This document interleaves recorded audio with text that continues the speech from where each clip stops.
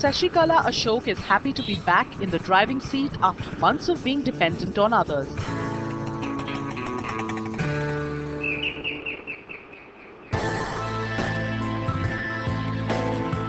As she drives to her friend's place to meet and spend time with her, Sashikala senses an enormous amount of freedom in her life today.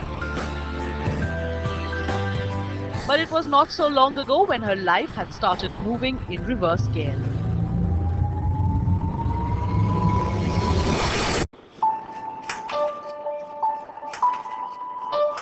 Shashikala was diagnosed with fibroids in her uterus.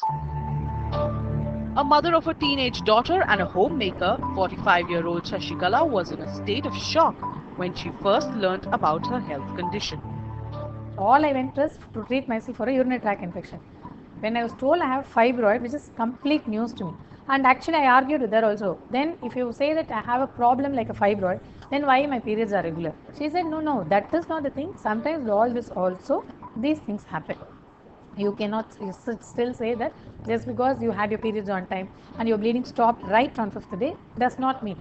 Actually, she said that's the time she told me that you would have had lot of clots, not normal bleeding, lot of clots, which a lot of people think it's normal. That is the thing which says that you're not normal.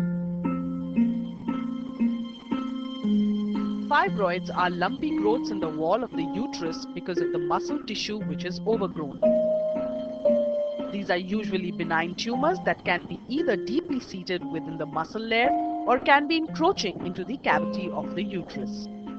If you take an average, a normal menstrual cycle lasts between 2 to 7 days with an average flow of 80 to 100 ml per day.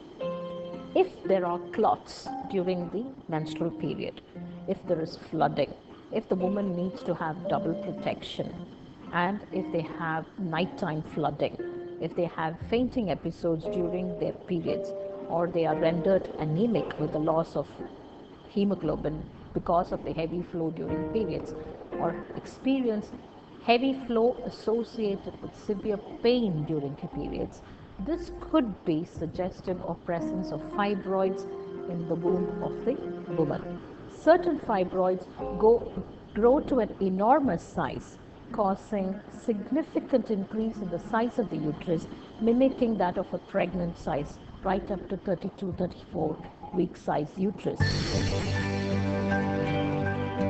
Although Shashikala wasn't planning a second child, but she had a deep resolve to protect her uterus if it was clinically feasible. Probably you're compensating that because you're still young. This led her to consult many doctors until she found a urogynecologist who was in favor of performing a surgical procedure called myomectomy. She saw the scan report and she said everything what you're saying is 100% right. Your uterus is actually fine. Your ovaries are fine. In your case, you can definitely retain your uterus because this is in the outer walls of the uterus. The fibroid lies in the outer walls of the uterus. So fibroid alone can be removed. This was the first thing she said. She is the first person I met who said my uterus can be preserved. It was extremely, kind of moment of joy for me.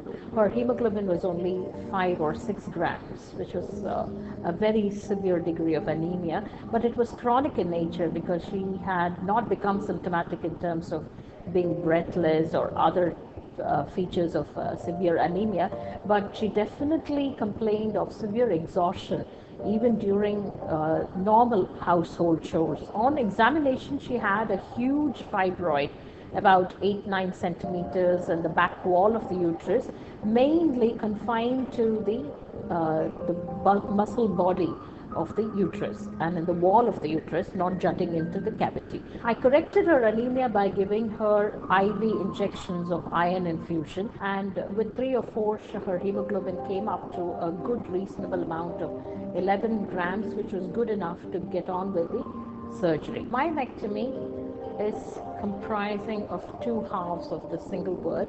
Myoma meaning fibroid. Anything which is ectomy means removal. So in simple terms, removal of the fibroid alone is called myomectomy. So the fibroid could be in the outer wall of the uterus, within the wall of the uterus, or inside the cavity. For her, it was single fibroid, the blood supply was mapped, it was much more on the muscle wall, emanating up to the surface, and it was feasible to do. The sheer size of the fibroid and the access to this particular back wall of the uterus was a much more a challenge if we were to do a laparoscopy or an open surgery, which is why the robotic approach was preferred. Traversing along the ups and downs in Shashikala's life is her husband Ashok. It was his immense support that made her take the decision of surgery sooner rather than later. I think all the women go through when you discuss about a surgery, especially a vital surgery like this, that insecurity, if the husband supports, half the insecurity is gone. You know you can face it. First of all, it's a big confidence, and he made me feel that have that confidence. He was the reason I went ahead with the surgery, because he was completely there, supporting me completely. Shashikala underwent a robotic myomectomy in April 2015. The surgery was successful and the entire fibroid was shelled out effectively. No remaining fibroids were left. She didn't drop her hemoglobin that much, and she was discharged the very next day. Her recovery was pretty quick. She was even able to attend a social function within a week of surgery. On follow-up and a repeat ultrasound, her hemoglobin remained 12 grams, which she has never had before the surgery, which I had already explained she had in the range of 5 or 6, and her repeat ultrasound did not reveal any new fibroids or remaining fibroids. And raise your hands up. Now looking to the left hand, same procedures, exhale, go down. She made a speedy recovery. Within 4 weeks, she was practicing yoga with her personal trainer. Breathing, very important. No holding the breaths. It helped her re-strengthen the pelvic floor muscles, which is critical after the procedure of myomectomy. When the problem is very small, it's easy to treat.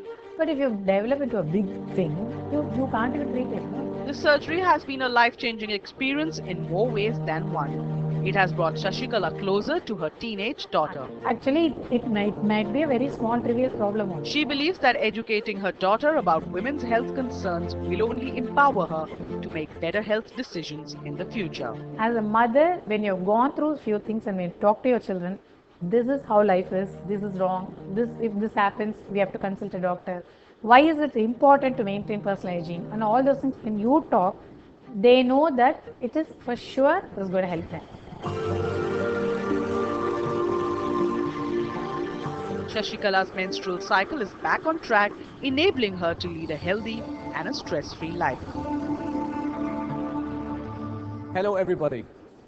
I'm here to give you a quick update on Mrs. Shashikala and Mrs. Hema.